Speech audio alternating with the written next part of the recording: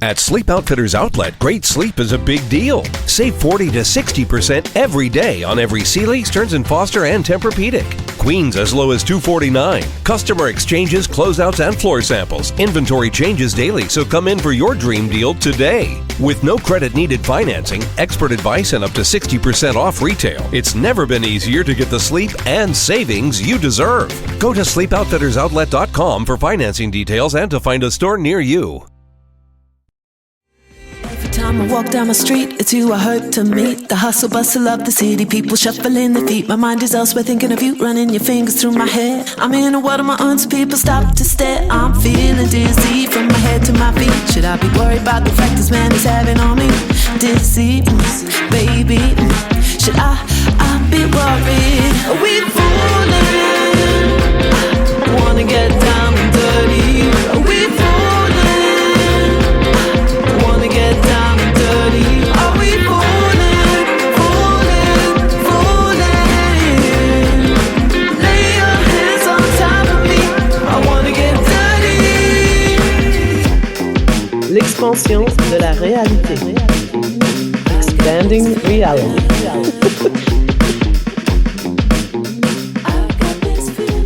Etoile Marley, welcome to the show. This is so cool to have you on. You are fantastic. I share your every day. I share your word of the day, and I thank you for that. My wife and I adore your content, adore you. Got into your music after that, and we're just gonna have an awesome conversation if it's all the same to you. Yeah, amazing. Cool. Thank you for having me on the show, Absolutely. And thank you for always sharing my word of the day. I do see that, and I'm like, thank you very much. I think it's great because it is. You share obscure words, and I wanted, we're going to talk about why and all that stuff. But before we do that, guys, every way to find her, website, Instagram, Spotify, YouTube, all the rest is going to be located down below. Check the She Wolf out. She's an artist and a songwriter. She's awesome. Absolutely awesome. I'm going to link a couple of your songs, a couple of my favorites down there by you as well. So before we get to our amazing conversation here, do you mind doing the part where you introduce yourself for the audience, my friend? Sure. Do I just say, hi, my name is? Sure. Yeah. Okay. Hello, everybody. I just have Eminem in my head now. Hello, everybody. My name is Etoile Marley, and this is Expanding Reality. I love it. Etoile Marley. Yeah. So for folks out there, what is it that you would like for us to know about you besides that you're an artist and a songwriter? Well, I'm a mum, and I've been in entertainment for just over 20 years. So before getting into music, I was a dancer and circus performer. I had my own business. But yeah, as you know, I'm very obsessed by words and language and learning different languages. Like, I speak 3 different languages. I really want to learn Japanese, but I just think I'm very intrigued by the power of language and how different languages express the same ideas, but creating, different metaphors and idioms. And yeah, it just fascinates me. I think it's brilliant. I feel like it's so underrated. Yeah. Circus performer. What did you do in that? Like, tell me, What please. did I do in the circus? Yes. Yeah. So people often think like trad circus when I say circus performer. I never performed like in a big top. I have friends who grew up in the circus and toured in the trad circus sort of arena, but I worked predominantly for a stilt walking dance company. So we had like costumes and we do like choreography. So I did like heaps of festivals. I did the Hong Kong like Chinese New Year parade one year back in the day. That was incredible.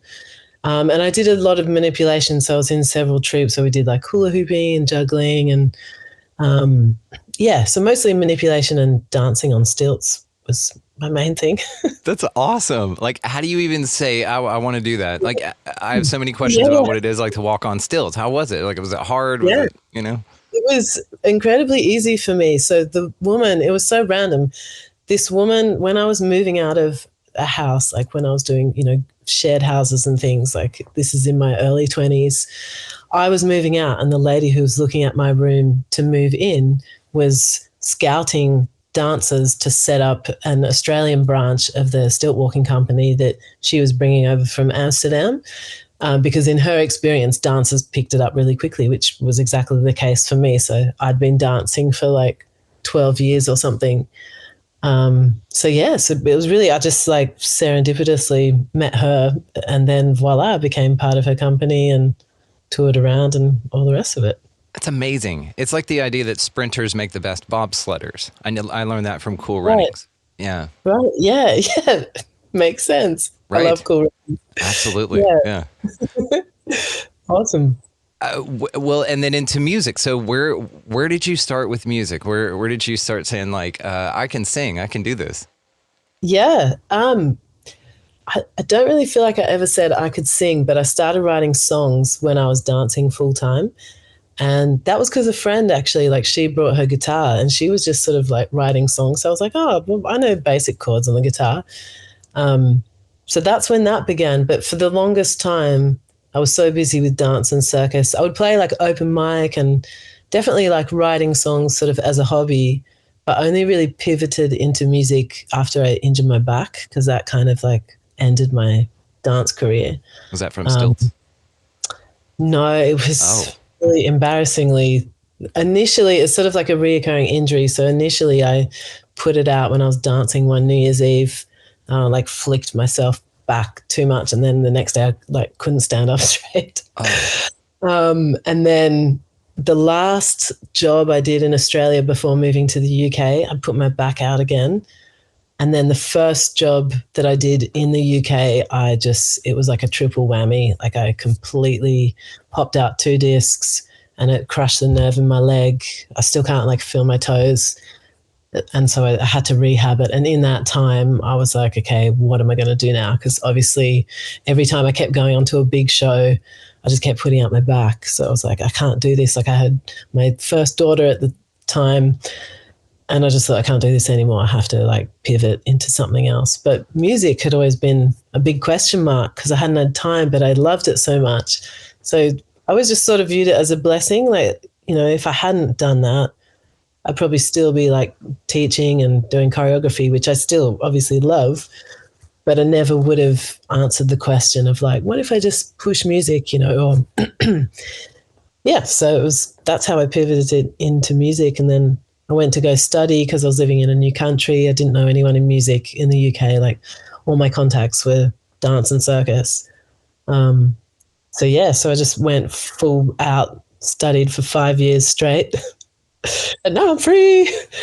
But that was I just loved it so much. Honestly, I think like being a mature age student, I just kicked ass basically. I did really, really well. Like now I teach in the university that I did my degree at, and, you know, it's really inspiring. Like I feel so lucky that I have something else that's linked to what I did. So a lot of my skills I could kind of pull across from dance, but that I love just as much. Like I seriously love writing songs. Like I love writing songs. I just nerd out on it. It's amazing. Is it just the reading music and the chord progression, or are you just lyrically and then melodically? Mostly lyrics and melody. That's my first, like lyrics has always been the first thing that I've loved in songwriting, but I've grown to love melody and chords. I always feel like I'm not the greatest at harmony, but I'm exploring that more because I really love string arranging and I want to get better on the piano, but you know, everything together, it's like it's this magic melting pot. And the more you can just, you know, get creative with every area, the more exciting it is, you know, like, yeah, I've been really getting into producing and just having the capacity to be able to like arrange and compose any instrument without necessarily knowing how to play it very well is like amazing to me. Like it's the best. My favorite John Lennon quote is, you know, somebody asked like, you know, something about him playing the guitar. And he was like, no, I'm not a guitar player. He's like, I'm an artist. If you give me a tuba, I'll give you something out of it. You know, you can find that. You can pick that up and you can just, there's sounds to be made out of that thing. Yeah. That's really how I feel. Like a kid in a candy store. Yeah. You know, I've got lots of little weird and wonderful instruments, and I've got a guitar and a keyboard.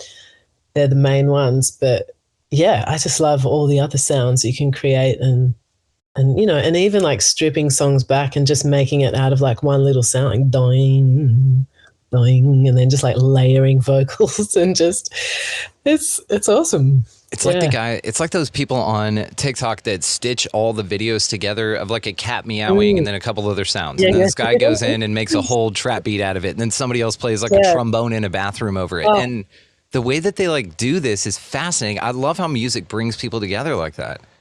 Yeah, it's amazing. I know. I wish I had more time to like stitch videos and stuff, because that is every time I see videos like that, I'm like, that is why I love the internet, because other people have time to do this stuff that I really enjoy watching. Yeah. And stitching just on your own, just as an edit without publishing, would be a great way to work on your harmonies, because you could sit there, sing a part, and then stitch, and then finite the harmonies, and then even triple it out, and then just never publish it, or publish the shit out of it, because it'd probably be dope. Yeah, I love, like, harmony building is one of my favorite things. Yeah. I only once have done that on TikTok, because somebody commented, I like the way you say Adidas, because in America you say Adidas. Is that right? Or Canada? Yeah. And so I just did this whole, well, not a whole song, but like, a whole 15-second video that was like, so you like the way I say Adidas, and then just like added more harmonies, like the way I say Adidas. And it was just fun, but I'd love to do more of that kind of stuff, like just silly, being funny and just doing silly random shit, basically. Speaking of random shit, do you mind saying the word aluminum? You mean aluminium? I do mean aluminium. Yeah, that's one of the better ones, right? I was like, what? Yeah. Like, what the fuck are you talking about? So, and then to that, then, where did your hunt for obscure words come from? Like, where did your affinity for that? And then you just started diving in and said, I'm going to do an obscure word of the day and have fun with it. You're laughing your ass off. I enjoy you enjoying those videos. Yeah, it was so funny because I've always been interested in lyrics first, but then just on TikTok, I was like, I'm just going to, because I've got all these books. So I was like, I'm just going to start sharing, like, check out this cool word I found. And I can't remember, in the beginning, I think I just used to say it like that, like, check out this cool, obscure word I found. It means this. And then like gradually it just started to, get more and more, momentum. Like I just garnered more and more followers. So then I was like, okay, I'm going to apply myself and make this an official thing. And I'm like, my word for you today. And then it just kept growing. And then I've been sharing this book this year, which, to be honest, I so can't wait to finish it, because it's been quite the dedication, like a word every day from that book. But yeah, I don't know. It's just kind of grown like the last year. It's really grown and grown and grown, and I get lots of like engagement, people talking, and some words, like I remember some of the earlier words I shared, like funny ones like calipigeon, which means having a nice ass. Of course those ones always go bonkers because everyone's like, oh, ha ha ha, like I'm going to use that now, or they tag friends like, oh, you're calipigeon, or whatever it is. So that's been fun. I love ways of sharing information like that. There's a guy that's deaf that I follow on TikTok. Tons of people follow this dude. And he has millions of views on this video where he did the sign language for fuck around and find out. And it just went nuts, right? I want to see that. I want to learn that. I posted it on my page. I tagged him in it and everything. I reshared it. It's awesome. Yeah. And so it's little things like that. So where it's like, it's crass, but dude, it's amazing. Like people want to know that. And especially, cross-culturally, what's the first thing you ask for when you meet a friend that knows another language? How do you say fuck in your language, right? How do you say booby in your language? We want to know the cuss words and stuff like that. We'll learn the bathrooms and where the library is later. Yeah. Yeah, totally. It's funny you say that, because I used to front this French gypsy jazz band just before I left Australia. And like part of the show, it was kind of like a theatrical, it was based on this World War II heroine from Australia, Nancy Wake. She was so badass in the Second World War. But anyway, that's who my character was based on. But part of the show, because I would speak in a French accent, because she ended up migrating to France. She worked for the French resistance. But yeah, part of the show would teach the audience French cuss words. And it was always like one of the highlights of the show, because everyone would join in and just be like, merde, va te faire foutre. Like, just everyone. Yeah, I loved it and they loved it. So it's. Do you mind bringing that back here? Do you mind teaching us a little something just for the audience sake, for edification's sake, Yeah, sure. Yeah. I mean, it's probably considered old school now, but va te faire foutre is go fuck yourself. Va te faire foutre? Am I too German? Okay, what is it? There's a foutre, there's an R at the end, so va te faire. Va te faire. See, I Foutre. get all German on it. What is that? It's similar va te 'cause yeah, it's similar because Okay. of the R. Yeah, va te faire, foutre. Foutre. Yeah, that was good. That was a bit softer. Okay. Yeah. You know what it that's- is? That's what it is. I'm just like smashing words with my face, and you're just like caressing them. You know, Yeah. like they just get barely out of your lips, and you caress them with the little bit of air you got left, just to queef them out there. And I'm just like, "Kara." I'm like coughing words out. It's insane. It's so much more finesse. It's better. Okay, so go fuck yourself. Okay, what's another one if you don't mind? Well, the classic merde is shit. Merde. But you say merde, like the French say merde more like we use fuck. Like if they drop something, they say merde. Merde. Rather, Okay. but there's not really. Well, they say putain is another one. That means slut. And they use putain in the way that we say fuck. Like you know how fuck can be used in different ways. Like fuck, no way. You're like oh putain, like no that happened or you know like if you hit your hand or something, you're like oh putain ça fait mal, like that. You know, fuck that really hurts, but you're actually like une pute is a slut. So yeah. This is so great. I'm fascinated by other language, so I'm just like, please just talk to us in your language. This is wonderful. Yeah, it's cool. It is, and and then that's the question as well. What is it like speaking 3 different languages? What are the languages? First of all, English, French, and Spanish. Oh, okay, very cool. But a little. I speak Spanish badly, but I learned it un poquito más. Sí. Okay, I can teach you some Spanish if you want. Oh, cool. No ensucias tejas. No ensucias tejas. What does that mean? Don't mess with Texas. Ah, okay. No. Awesome. Ensucias. No. Ensucias. Tejas. Ensucias. What's that verb? To mess with. Ensucia. To mess with or to screw around with. Right. Or to litter in, perhaps. Don't do that. Yeah. No ensucias tejas.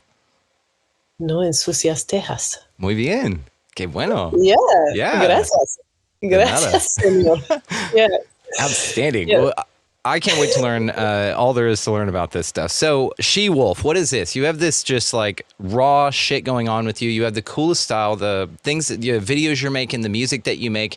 You just have this authenticity that I think is just fascinating and amazing and beautiful.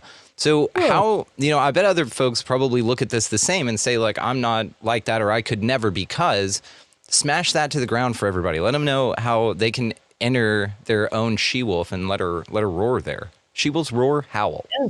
Howl, baby. Yeah. I mean, I guess something that's really important to me is just, and honestly, I don't think I could fake it if I tried really hard. My personality is like I always say to people, you will know if I don't like you, because I just cannot hide. I cannot hide behind something. Like you can just read me like a book, what I'm feeling, whether I like something or whether I don't like it.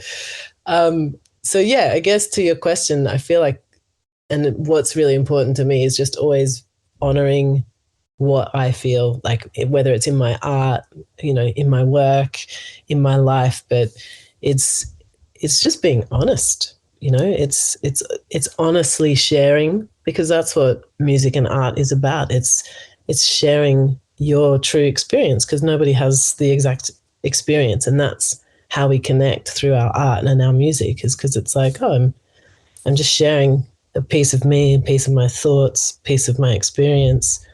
And, some people might go, oh, that sounds similar to mine, or I relate to that because I've felt that way too, or whatever it is. So yeah, I feel like, it's easy to, especially like when I went into music, it's funny, I wasn't as confident, like as a dancer. I don't know because I started so young, like I started at 7 dancing, but like with dance, I always just was really confident in my ability, and I did it for so long, and I was always like, yeah, I'm a dancer, like hands down, like you can't mess with me, like I know I'm good. But when it comes to singing and music, I don't know, I've always just had a little less confidence, and I don't know if part of that is because it's more vulnerable. it's more personal, like especially when you sing, it's so revealing, and I still like tremble at the thought. It's something that I want to get better at, and I'm working on. Like I've had a lot of issues with my voice this year, and yeah, but I think a lot of that is so tied in emotionally, like the voice and feeling, and then music and all the rest of it. But yeah, it's just being honest, like I'm so not interested in being perfect. Just be honest and share, share your story. Yeah, I love That's that. it. And what you Yeah. said about the voice, you're absolutely right. Because I think that dancing, although very cool, I don't connect with it. But the vocals, your voice, people connect with that. It's different. And it's to something, even to that. Like, let's say that you could see the most beautiful human dancer you've ever seen. I would rather listen to the blue chick from The Fifth Element sing that dope song in front of that planet in space. You know what I mean? So there is Yeah. something to the vocals. There's something connecting to us to voice for sure. And so that's Yeah. absolutely why it's more intimidating, for damn sure. Yeah. Yeah. And I think it can be revealing. I think you have to, well, like for me personally, I really have to make peace with firstly what my voice is and sounds like. Like I'm under no illusion that I have some amazing, whatever voice. I just have just working with what I've got and trying to get the best out of what I've got. But yeah, it's interesting. I mean, I guess it's a bit different for me because I am moved by dance, and I think it's just such a different art form, but it's just another form of emotion. It's just like emotion in motion. Yeah, it represents the kinetic side of emotion. Yeah. Emotions expressed. Yeah. Yeah. But yeah, all of the above, it's, like with any sort of performance, particularly live performance, it's like you can't put your finger on that tangible, like, je ne sais quoi that happens in the moment when all all the stars align and all the energy and everything is like so authentic that the audience just goes, wow. It's, like, I don't know if you've done shows and stuff, but there's been times when I've like had runs of shows and you do like 30 shows or something over a month. But not every show is like, wow, but the nights where you just go, fuck, that was amazing, wasn't it? And the audience is like, fuck, that was amazing. Da, da, da. Yeah. The guitar on the wall behind me, I took to China and toured. I think we did 18 cities in 28 days, something like that over there. But then toured all over the U.S. and stuff. So that live vibe, and especially tour vibe, right? Touring is different than just going and playing gigs consistently in the same town. It's a travel thing. You don't sleep for shit, but you don't need it. Like, it's wild. Yeah. It's a crazy experience. Yeah. That's Yeah, so amazing. It's I amazing. empathize. 18 cities. I've never done that. Well, I was 18 booked cities to. in 28 days. That's bonkers. Yeah, in a country I'd never gone to. My guide was supposed to speak English, but he did not. But we had a great time. He knew every word to every Bob Marley song, by the way. And that's how we connected. Was he knew those, and then he had a joint rolled at the airport when we got there. So already we connected over the core things, right? We love travel music and Bob Marley in all ways. And so, toured all over the place. And then after the first tour, I was actually scheduled to go back for 2 months with way more dates. I think it was 30 something dates. I think I knocked it down from 40. They were like, we want you to come all over everywhere. And I was like, I can't. My grandmother got sick, and so I moved up here to North Texas to take care of her. But yeah, I was pumped, and then just didn't go back. But it was an experience. It's like your trip. It's like one of the coolest things I've ever done. It just changes you. Yeah. Oh, there's nothing like that. I mean, for me, the gig that sticks out the most is that one that I mentioned in Hong Kong, because never before have I been a performer in front of such a huge, like, we're talking millions of people lining the streets, like 4 million people or something. Like, it was, and I tell you afterwards, the craziest thing happened. Have you ever seen that film Baraka? It's like a silent film, and it's just all these different landscapes around the world. So they do, like, it's just like sped up. It's like time lapses of, like the sunset and like Tokyo, that main like crossway section, and like Times Square, and it's a silent film, but it's really poignant. It's got like factories in China where they're throwing little chickens down these holes and they're going into cages, and like it's just a sort of like silent commentary on life and society and, all these different things. But so when we finished that gig in Hong Kong and we went down into the subway, and they have like glass sliding doors with the railway so that people don't fall into the tracks and stuff. But basically there's these escalators going down, and we're on the escalator going down, and I'm looking at the platform and I'm thinking, oh my God, like it's packed, like all these people. And then as we're sort of halfway down the escalator, I'm thinking like, there's literally nowhere to go on the platform. Like there's nowhere to go. And then I just see the people like down the bottom of the escalator are just like backing up like that. And someone at the bottom of the escalator is like just going, press the emergency, stop. Like it was like, and it reminded me of that film because it was almost like this time lapse, like all these people. And I just thought, oh my God, we're all just going to get like sandwiched and like, the or place pushed out on the tracks, dude. Yeah, well, they have these glass doors, so thankfully, I mean, through that, yeah. Yeah, but it was just so wild. So we had to like backtrack. They stopped the escalators, and we had to get out because there was no way of moving. It was kind of like, yeah, we got out and waited a few more hours till there was less people or whatever. But it was so wild to see. How long were you over there in Hong Kong? I think it was a week because we arrived like a few days before, and then we had to have a rehearsal. So we were in these like big sun costumes, and we had a massive batucada, like a Brazilian drumming crew that were with us from New Zealand. And I don't know how many, I think we must have been about 15 or maybe 15 stilt walkers. And then the batucada was like 15 or 20 as well. So we had this whole sort of procession. And then there were people from all around the world. Like I think there was a cheer squad from the US and, like all different performers doing this huge parade. It was amazing. Damn. And the amount of people, though, excuse me, in like Hong Kong, in China, and that is mind-blowing. I agree with you. So the same thing. I was in a town called Zibo, China. I think it was my third stop on the tour after Beijing, Sichuan, or something. I can't pronounce that right. And then Zibo. And then in Zibo, I was in some 30-story tower, the radio station's at like one of the top floors. And they were showing me, I had an interview with a guy who spoke Mandarin. I did not. And a guide who was not my guide because he didn't speak English. And so he was sitting off in the booth. And then I had another young lady there that spoke better English than anyone in the room. And so he would ask a question. I spoke she spoke slowly and asked me. I would answer very slowly to her. She would answer him in Mandarin. And then, we went to a commercial break or something like that. And he was like, okay, you play a song now. And I was like, okay. So I have my guitar ready and everything. It's just me and my acoustic guitar and I rather. And then he goes, here's how many people are listening right now. And I looked at the screen, it said 12,100,000, something like that. And I'm like, are you fucking kidding me? That this town of Zibo is like 30 million people and we've never heard of it, right? But it's like, it's mind-blowing the scale of the folks over there, but never saw a wreck. Like I was there for a month, never saw a wreck, like a car, vehicle wreck or anything until 2 a.m. one night. We went to some bar on bicycles after like somebody gave us bicycles because the owner owned another bar and he wanted us to go there after it was closed anyway. All the streets deserted, everyone. And so it's weird, this juxtaposition because you'd think it would have like a bustling nightlife or something like that because of all the people there. It does not. Everything shuts down and no one's awake. So it's a vacant, massive city. And then there were 2 cars that wrecked in the middle of during all the chaos of the normal driving. And you know what I'm talking about. All the people walking and scooters and shit. No one ever hit anybody. But in the middle of the night where no one else is on the road, 2 people hit each other. It was a weird thing. That's so bizarre. Yes.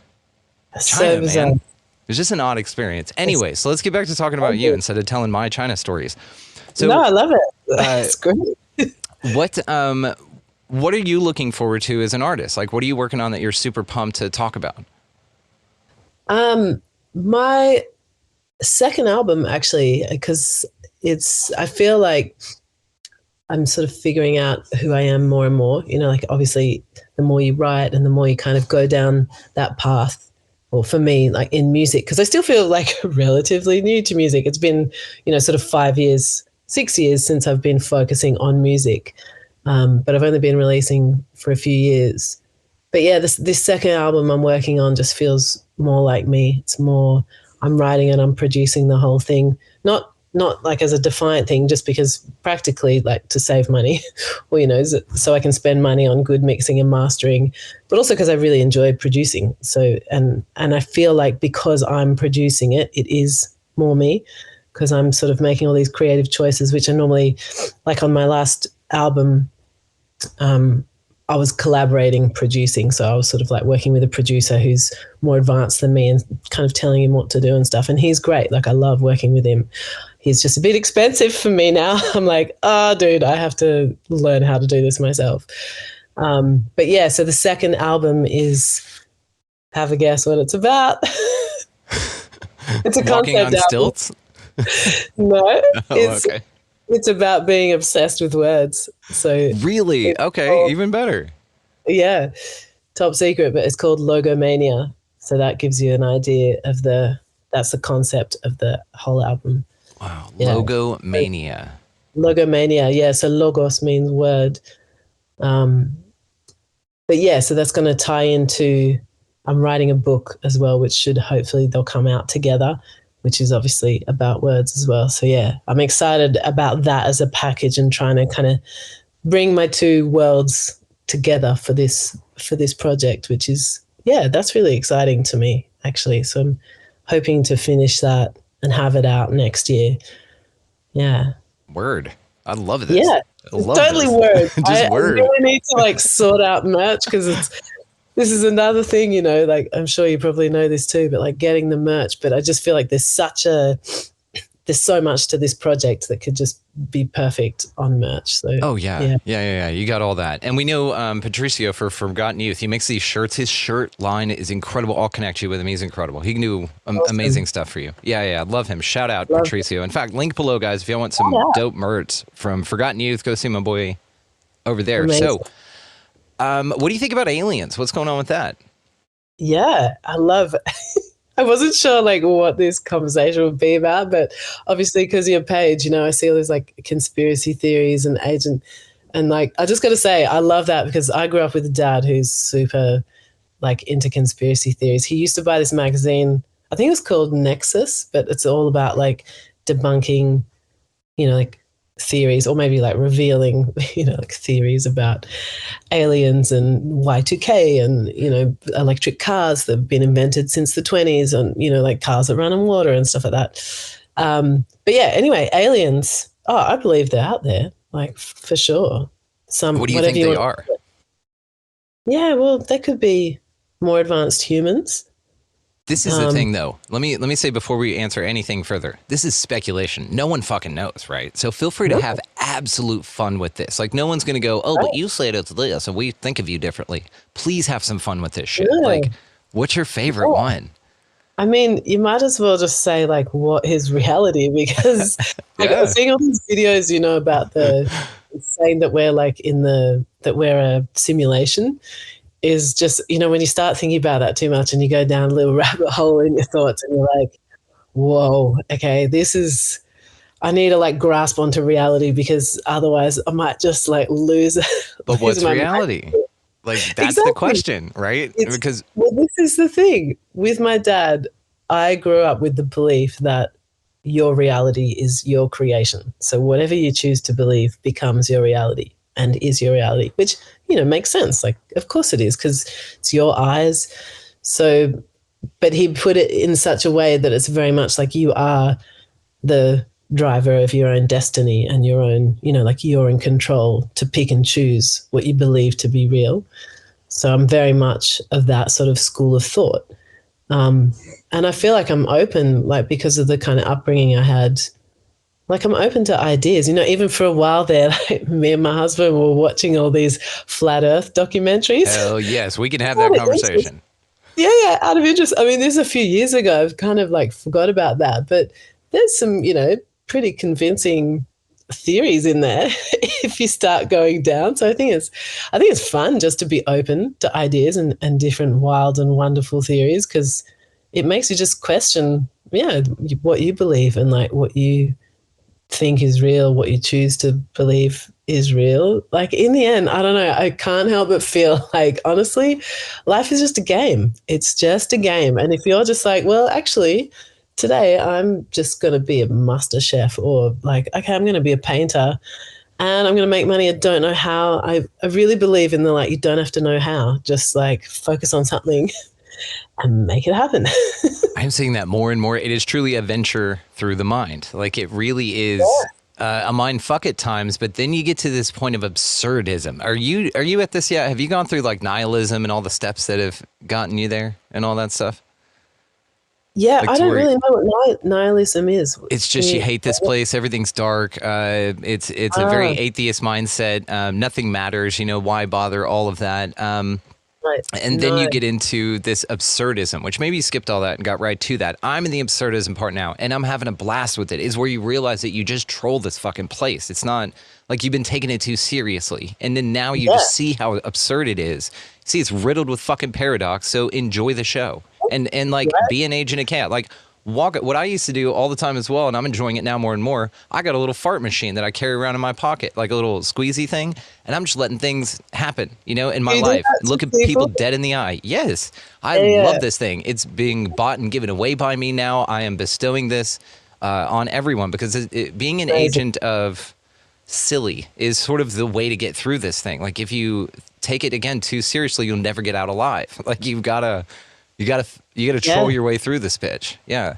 Oh, big time. I'm definitely in the absurdism. And I think like a lot of that, I don't know, I feel like in my upbringing and like doing circus and being around kind of like mime and theater and everything in that sort of world is about, you know, like theatricizing your life and like romanticizing your life. And I always think of like Marcel Marceau I saw as a kid, you know, the famous French mime, and just how, and, you know, and then becoming a parent myself and how I like theatricize life for my kids. Like even, you know, like so many times we've been out at a cafe and I have nothing. And so I scrunch up a napkin or something and like make a little head with ears and then like do something funny with it. And I don't know, for me, that's a beautiful way to go through life, is to maintain that. And I feel lucky I had like two parents who were really like that in my upbringing, like both very sort of animated and comical. And we didn't have much. Like I was pretty, you know,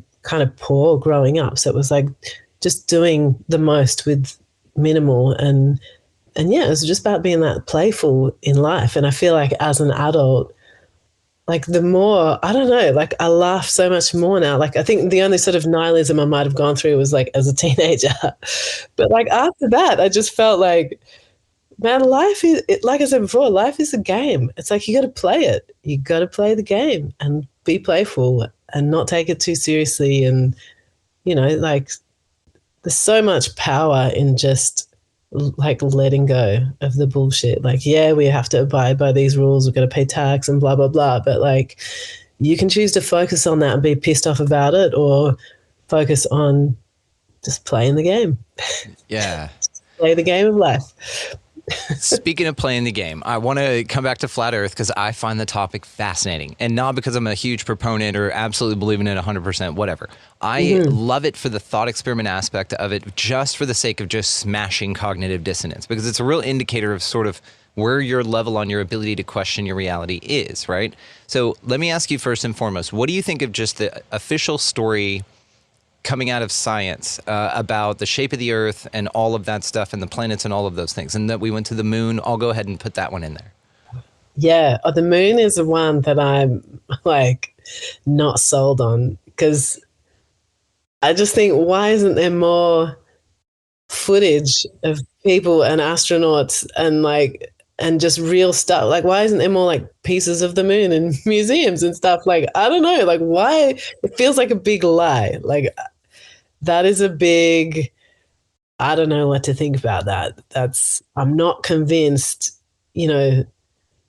I feel like there's so many people that are debunking the old footage and, you know, and all these astronauts that were on wires, and like, it feels too like dinky and crappily done, so that it can't have been done. Do you know what I mean? Yes, like, yes. like, it looks too fake. That's how you know it's real, right? That's what Elon Musk said about that car that he shot out in space. It looks fake. That's how you know it's real.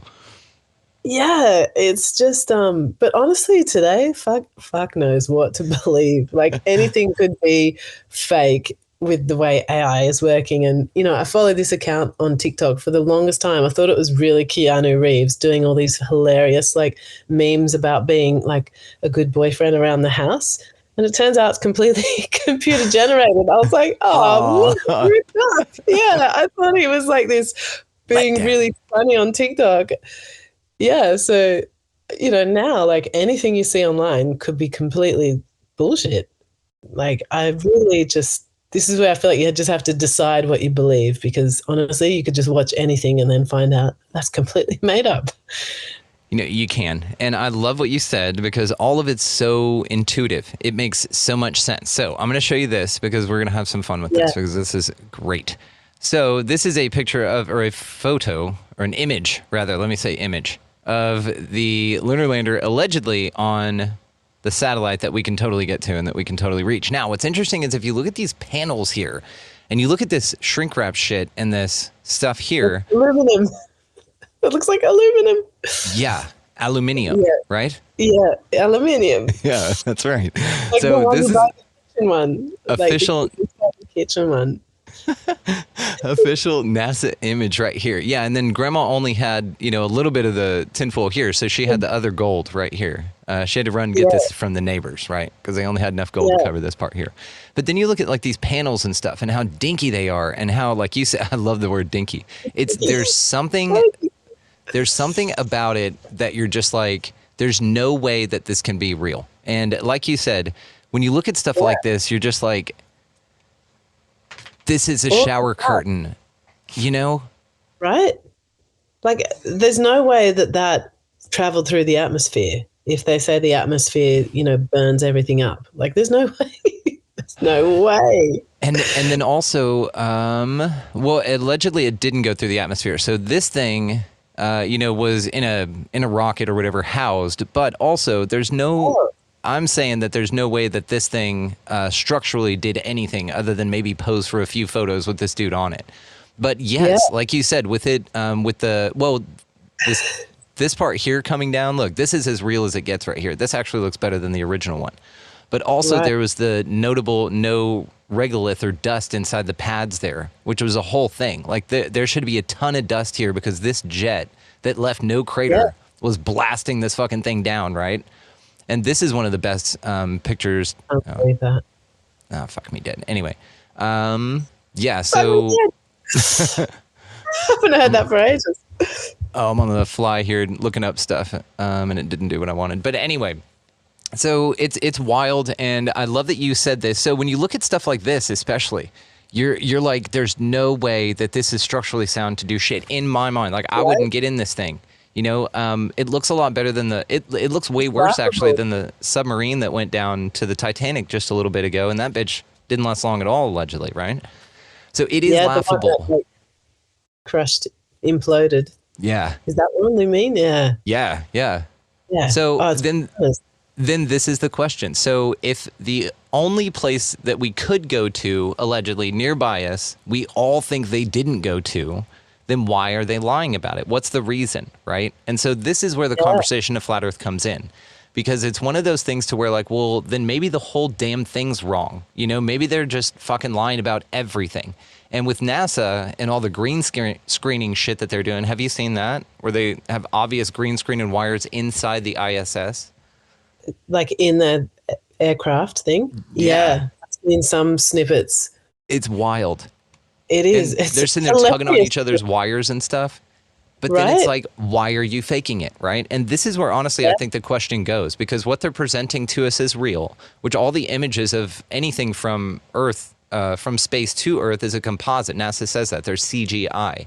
So they're not even real. They're using $56 million a day to fake being in space, but not even really well, My nephew could do this better than they could, on his computer. So it's just... Then you ask, why are they faking it, right? Like, what are they hiding? So what do you think that they're hiding? Well, I mean, it could just be a really good business proposition, and they just use it to fund all the rich CEOs of that like company. Money laundering, like mattress stores. Yeah. Could be just like another Rockefeller. Like they set up, instead of setting up a bank, they set up this fake space exploring company. And it's called Rocket Fellow instead of Rockefeller, Yeah, that's right. Rocket Fellows. And I mean, who knows? Like, I'm sure all those companies have heaps of things like that where they claim to be doing all this, I mean, dare I say, like cancer research and stuff like that. To me, it's all the same. Like, come on, years of donate to cancer research. And it's like, we actually know what causes cancer. And they know cures for it. And you keep killing those motherfuckers. So stop doing that. Yeah, and like prevention, but like there's no magical pill that you're going to magically create by donating to cancer research. Like all of that, I'm just like, no, that's some money-making scheme for people to get rich from. Like, not, yeah. Yeah, we can take the funding out of chemtrails first. I would rather do that. You know what I mean? Because maybe that's contributing to the cancers and all the shit in the food and the water and all that kind of stuff too, right? Right? Couldn't hurt. We could start there. Yeah. Yeah. Look at the fluoride and shit out of the water y'all keep dumping in there. That's a waste byproduct. Right? Yeah. So it's wild, Etoile. It is. It's crazy. It is crazy. And this is why the moon conversations, space conversations, NASA, of course, which we say never a straight answer. This is why these things are interesting in my mind, because they raise so many questions. And it's just sort of like not taking the official, hey, here's some shit we're presenting you. And if you ask a couple of questions about it, it doesn't take long to poke holes in the entire damn thing. And then you ask why. You know, that's the biggest thing is like, what are they hiding? Is space not real? Or are there like tons of aliens right there that whenever they go out in space, the aliens are just like all over them and they can't show it. They're like, guys, go away. We're not telling people you're real yet. You know what I mean? So you could be hiding something crazy. Yeah. I mean, anything's possible. Like it could be just a big Truman show. And, if we poke too far, then we'll see, oh shit, the sky's pink on the other, purple or whatever on the other side. Or water. Like we're in a bubble inside a fucking ocean. That's trippy as shit, isn't it? That's so trippy. I've never thought of that concept. I feel more like some sort of vortex. I mean, I think we could be like a dome, like flat and then a dome shape. Yeah. But what do you think about like edges and shit like that? Because that terrifies me. Like I'm not a fan of the edge idea. That there's like a container here that we're stuck in. You know what I mean? Makes me feel a little claustrophobic. What about you?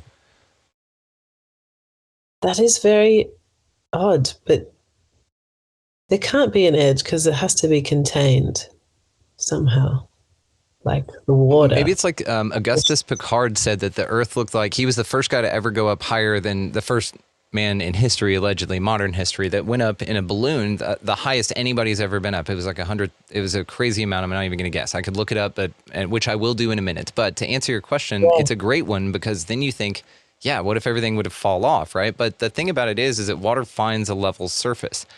So then you're talking about something like this idea of shoal, right? This, from an ancient concept, a lot of people want to say, oh, but we've found out new information and we know that this isn't accurate. And what I say to this is it's probably back in a time where people weren't as lied to. Like right now, there's so much disinformation going on. They have to belittle and lie to these accounts. And even allegedly, there's a disinformation branch of Flat Earth, for instance. There's a disinformation branch for everything, for UFOs, where it's government officials just putting out wrong information. Tons of people have come out and even said, hey, I'm one of those people. So then you look at an idea like this and you say, well, maybe that's why, again, reintroducing the ancient ideas to this kind of stuff is what we've been doing here lately, because it's like, well, maybe this is what's going on because this matches some people's observations, and it goes against the lies, which is the other thing. Yeah. Yeah, this is the thing. I feel like that's where you just have to decide what makes the most sense to you and roll with it. And then that's what is real for you. And like who's anyone to tell you otherwise? Because their theories, can they back up their theories? Well, half the time, no more than you can back up yours. So like who's to say who's right? Yeah. And I've come to this idea of that it's just a world of temporary truths is what I'm calling it, because you may be so damn certain of something, but it's just temporary. You're going to find something out either when you die, that this was just really like a Truman Show or just a big game or a simulation, whatever, but that you're not aware of now. Even if you have the most sense ever to be able to intellectually look at something like this and to say, well, I could see that is so, you won't experience it in that way. Plus, everybody experiences this damn thing different. So this is why also, I don't understand little petty belittlements and judgments and stuff like that. I'm like, all you people are seeing different things anyway, Yeah, totally. And then you're perceiving it differently, even if two people Like if one person says the exact same thing and two people witness it, they're going to perceive it differently. So you just can't. Yeah. You know what You else have is to. wild? If two people see something, they're going to describe it differently. Yeah. Yeah. Oh, absolutely. I've been listening to this podcast called Uncanny, and it's a British presenter, Danny Robbins, who does it. And a lot of it is ghost stories, but there are a couple of alien encounters in there. And that's where you really like people experienced those alien aircrafts in completely different ways. Like they describe them differently and similarly. But, you know, there's just, like you said, people going to, even if you saw a spacecraft arrive, like I might see blue Martians and you might see purple ones or white ones or whatever. Like, and your Christian friend will see angels, and your other Christian friend that doesn't think that they're good enough will see demons. It's a really odd thing. Yeah. And they talk about that in Uncanny, like they always have an expert skeptic and then an expert like paranormal, paranormal expert basically. And so the skeptics are always trying to debunk any sort of paranormal activity with the way that the mind plays on perception of reality. But often I find it harder to believe the skeptics' theory because I don't think people are that like crazy all the time. Like sometimes it just is a fucking ghost, all right? Like, do you know what I mean? That was more believable than someone being like the perfect mix of like sleep deprived and you know, hearing a pipe banging at the same time every night, you know, it just magically bangs at the same time every night for years, or you know what I mean? Like I feel like it's more believable to think it's kind of magically a ghost or a spirit or some energy that's hanging around. Like yes. And it's even crazier when you introduce the idea of like the demiurge or the archons, meaning that there is an entity or a presence here that can apprehend your conscious 100% and make you think it's anything at all. So it's tailored to you. So one archon can make itself look like anything in the minds of 20 people standing there. So one thing can make itself anything, which calls everything into question. Everything into question. Like you can't trust shit, right? Like that's the whole trust no one in the movies. You can't trust anyone. It's wild. I know. Yeah. I got a dog that agrees here. Oh, he agrees. Yeah. He knows.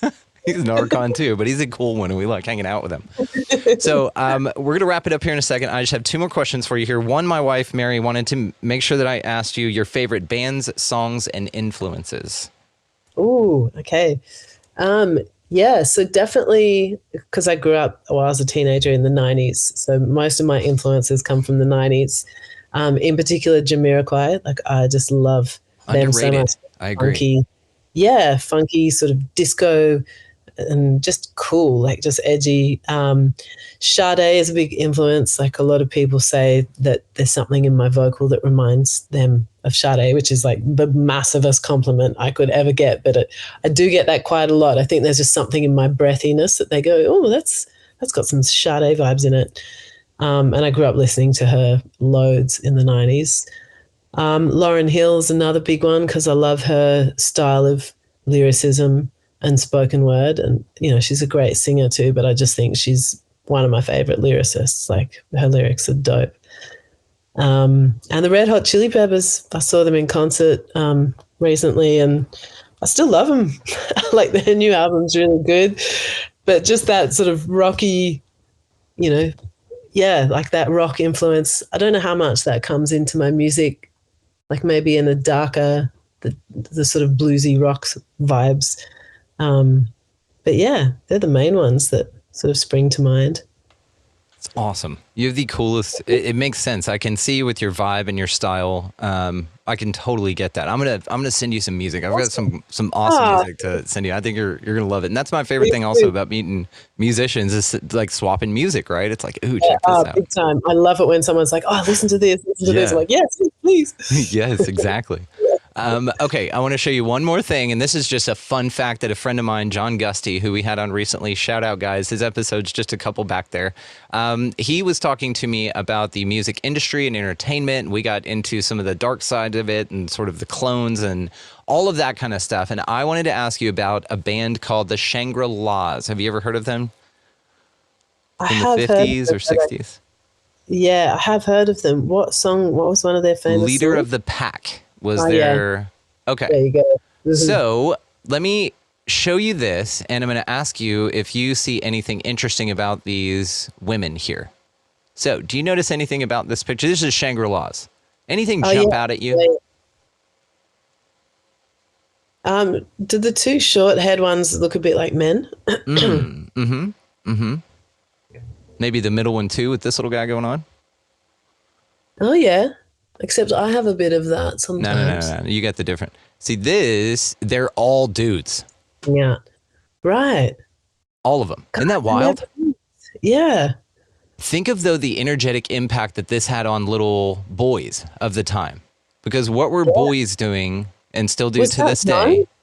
known? No, not back then. It was a ruse. Right. So they propped these men up, positioned them Awesome. as women, and Yeah. then said, these are girls' boys, so feel free to have attractive feelings for these women. And then the boys would do that, and then these men got the energy of that. Isn't that a weird, fucked up concept? So bizarre. Yeah. Leader of the Pack. It's not even a Yeah. good song, to be honest with you. I'm not a fan of it. Like, we No, went but back it's and listened to it. I'm like, it's fucking weird. We saw them do like a live performance, and it's such an odd thing to say, this is a value and we would like for you to spend money and put your attention on this. People. You know what I mean? Yeah. I mean, I guess hiding it, like nowadays, you'd just be like, oh, well, it's trans look women. here. You know? Yeah, you wouldn't care. But like the whole point Yeah. is the apprehension of the psyche, and the perception management is what it is. And so it's like stuff like this going on all over the place. I wonder if there was like specifically, if it was an experiment. Is that like, which label were they signed to? Because I mean, all these are great questions. I don't have the answers to. This one is honestly just to bring it up to ask more questions and for people to go, I'm going to look more into that and maybe write us in and find more out about the Shangri-Las. And this is also something we'll talk about on the frequency theorists when you join us for the next one of that. Yeah. Pretty amazing. dope. I'm definitely going to research into that because that's, yeah, I didn't realize Weird, they were all huh? twins. Yeah. It's funny how you just, when you start looking back at things like that and you're like, whoa, that It was was a different time. weird that they did that. Yeah, like Yeah. ads and, oh, mate, it's wild. Wild. Well, the cats and dogs are ready to go outside here, and so that is our cue to wrap it up. They're all losing their shit and going nuts. I don't know. We got a storm blowing through in a minute. Excuse me. Yeah. But Etoile Marley, all the ways to find you will be located down in the show description notes, and I can't thank you enough. This is incredible. Like, we have many more amazing conversations to have. Just remain unstoppable, because you're just, what you're doing is beautiful and amazing. And again, guys, Spotify, music, YouTube, everything linked down below. Make sure you check it out, and just thank you again. Awesome. Thank you so much for having me. It's a pleasure.